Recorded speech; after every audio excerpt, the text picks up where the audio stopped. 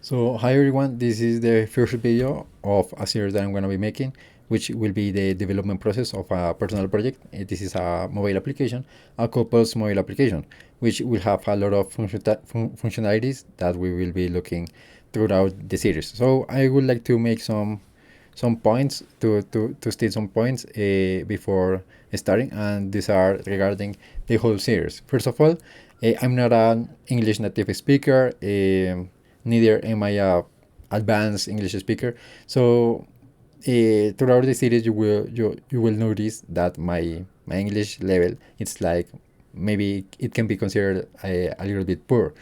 But the reason why I'm doing this series in English is because, first of all, I don't know if any of these videos will be seen by someone, or if they will just be kept in my YouTube channel like forever without views. So for me, it's like first of all a practice exercise to practice my English speaking, and also because if anyone around the world needs something like regarding the stack that I will be using, like that is Golang for the backend and Flutter for the frontend, then any of my videos will be helpful, because if I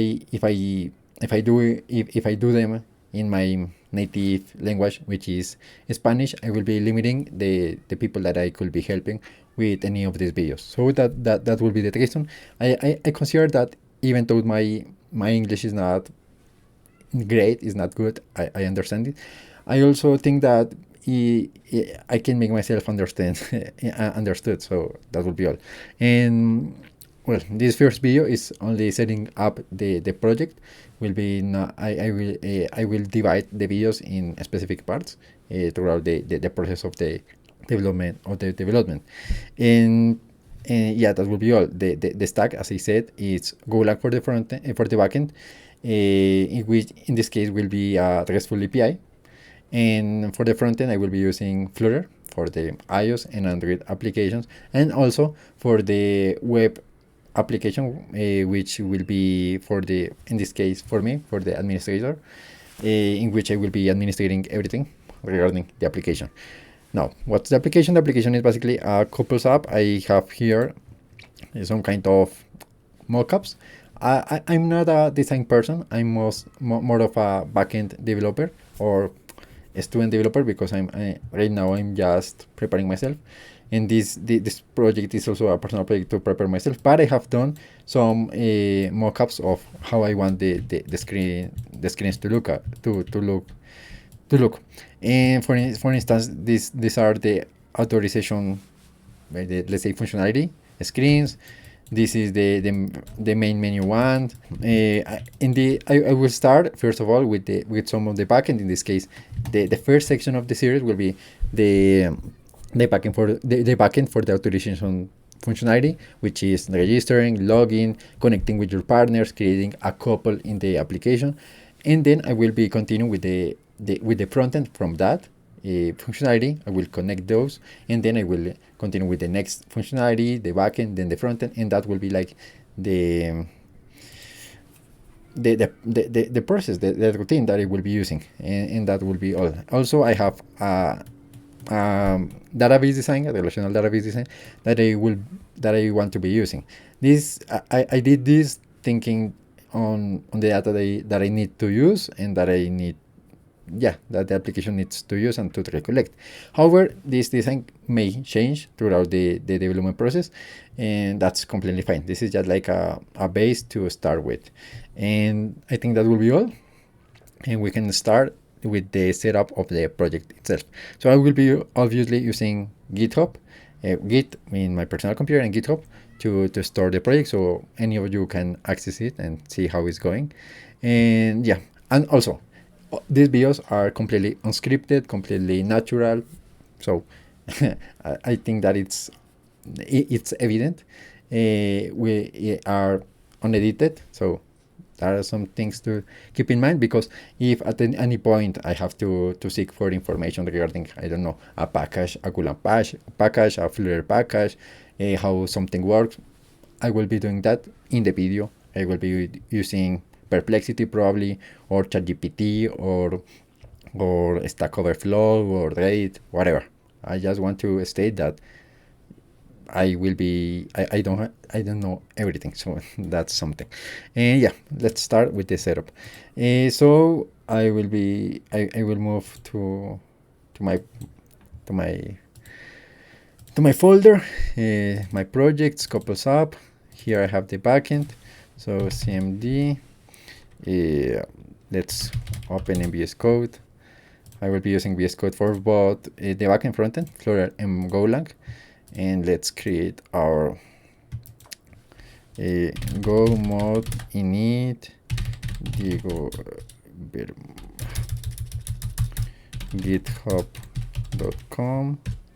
Diego Bermúdez 03. This is my user in GitHub if you want to check it out. And the name of the project will be couples backend from now. It may change later. I don't have a name for the application right now, so it will change later. So let's create the module with the Golang module. It's pretty important to keep track of the dependencies and all this stuff. And now the architecture that I will be following, or the design for the backend, it's a DDD design, a domain-driven design. I kind of like that. I don't know if it's hexagonal, if it's MVC, if it's clean architecture. I focus more on being domain-driven. And if that ends up being hexagonal for some people or clean architecture for other people, I don't care about that. I care about the domain, or about depending only on the domain. I care about depending on abstractions and not implementations, that kind of stuff. But the specifics of the implementation of it, if it is hexagonal or MVC, that I don't care about. And the folder that I will be using the conventions in Go that are the CMD folder. Here there should be the executable, the executables of the application, the binaries, and also the compile files, the compiled Go files. I mean, the Go files that will be compiled, which will be the main.go file, which is the one that is compiled, and that file has all the dependencies with all the other Go files, which will be compiled. But I mean, the file that you're compiling is the main.go file. So that's the CMD folder, also the internal folder, and the package folder. Now, these three folders, the difference between these three folders are the following ones. As I said, CMD is only used for the entry points of the application, the file that it's compiled and that it's connected, or it depends on all the other files that will be implicitly compiled with the main entry point file. So as a resume, there will be the main file. In this case, I will create a subfolder named API, and then here I will create the main.go file. And for now, that's all that I will be using. Let's create the package main. And another thing that I would like to state is that I don't like to use GitHub Copilot or any of those things. So that's something. And yeah, I will only keep the main.go file in this folder. The idea is that, for instance, if you have many executables or many compiled programs, for instance, you have in the same project, you have a RESTful API, and you have also, let's say, gRPC backend. I don't know if they both depend on the same domain, but they themselves are different applications, then you'll have two different files in the CMD folder, basically. Yeah, the internal folder is for the for the dependencies that are that are unique for this project, which means they cannot be used in other projects. So every Go file that is inside the internal folder can, can't cannot be imported in other projects, in other Golang projects. So here I like to keep all the Go code that it's unique for this project, which is, for instance, the handlers, everything regarding the transport layer. In this case, the HTTP handlers, the middlewares, and all the stuff that it's unique for this project, for these endpoints, etc., and won't be used in other projects. And the package folder are, like, let's say, all the rest of the code. Many Golang developers don't use the package folder. That's completely fine. I like to use it because I may not use the fact that I will be importing this code in other projects. That's completely fine. But I like to have this differentiation that basically I have the transport layer in the internal package because in the internal folder, because the internal folder can't be imported, but the package can. So in the package I have all the domain code that is completely unique to the domain, to the business of the application, not on the transport. So technically, if I create another project, let's say I want to have another service, another gRPC, GraphQL, another API that uses or that affects this application, this couple of application, then I can use the same domain business logic. What I can't use is the transport layer because that will be unique for the application that I'm developing. So that's it. That's the thing. So here I would I'll usually like to have some folder. I may change these folders names later, but I like to have HTTP or handlers for the handlers, and also utils. This goes here, middlewares, and I think with that I'm fine. And then in package, I like to have a very domain-driven design, as I said, dividing the code in domains. Why is that? Because then I can easily migrate this to a kind of microservice architecture. If I have everything divided into domains, let's say authorization domain, X functionality domain, etc., analytics domain, etc., then I'm making sure that those domains aren't codependent between them. And also then in the future I can scale this into a microservice architecture, and where each domain in this monolithic application translates into a separated individual microservices in the microservice architecture. So that's what I like to do. In this case, for instance, I will have an out domain. Yeah, I think that's looking fine. And that's the domain that I will be working in the first videos of the series.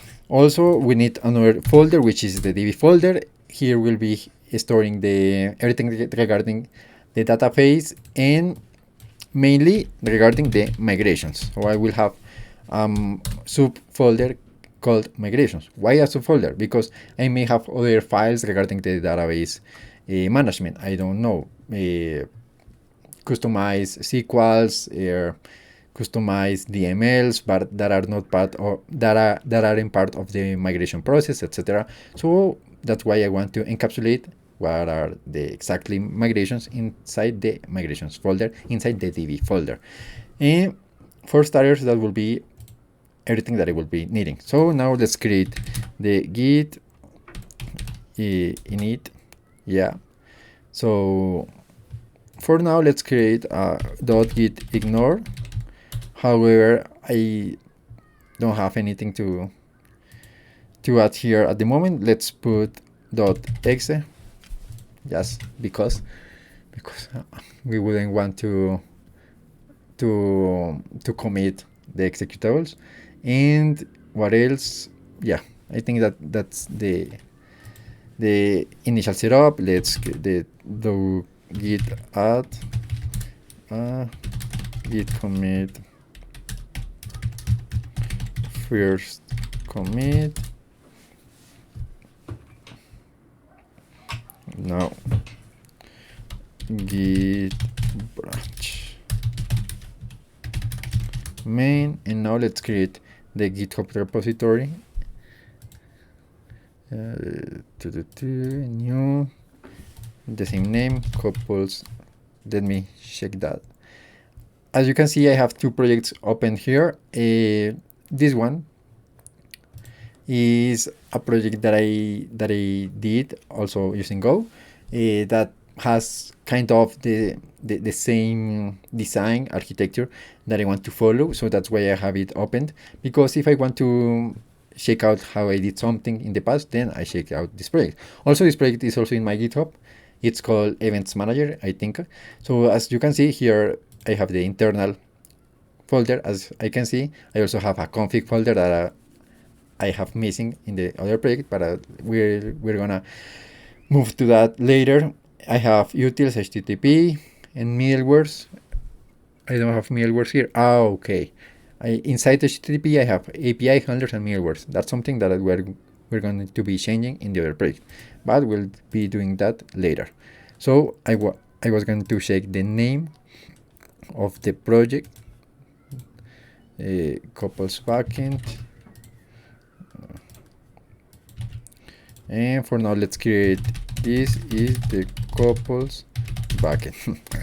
I will later expand this description, public, create repository, and now let's copy this.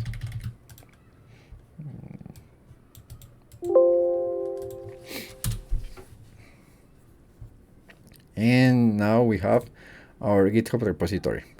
That will be all right now.